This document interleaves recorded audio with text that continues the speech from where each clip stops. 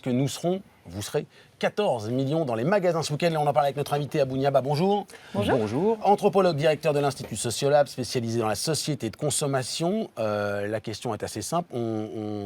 Ça représente quoi, les cadeaux de Noël pour les Français, globalement? Les cadeaux de Noël, déjà, puisque vous êtes des Français, c'est ça. Je vous l'offre, Oh, madame. merci beaucoup. C'est un geste. Et vous pourrez le partager avec votre collègue. Ah bah non. Il y a une particularité dans les cadeaux de Noël, c'est qu'ils sont magiques. Bah oui, parce que les cadeaux de Noël, ils s'inscrivent dans un rituel qui est lui-même issu d'un mythe, le mythe du Père Noël. Et le mythe du Père Noël, on le retrouve un peu partout. Alors ce qui est amusant, c'est qu'avant, les cadeaux, c'était juste réservé pour les enfants. Et à partir des années 70, on n'a pas vraiment fait d'études, mais on a compris que les adultes commençaient à s'offrir à eux-mêmes des cadeaux. Donc en fait, ils essayaient de s'offrir à eux-mêmes ce petit bout d'enfant, ce petit bout de paradis qui était l'enchantement du monde.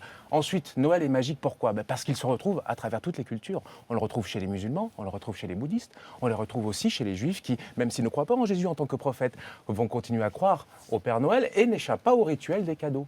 Mais la plus belle preuve de la magie de Noël, c'est que quand les enfants découvrent que le Père Noël n'existe pas, alors non seulement ils ne le disent pas, entre 6 mois et 2 ans, ils vont garder ce secret parce que bien sûr, ça les arrange bien, ça dérange jamais un enfant, le monde de l'imaginaire et le monde du réel, mais surtout, ils ne voudraient absolument pas décevoir leurs parents.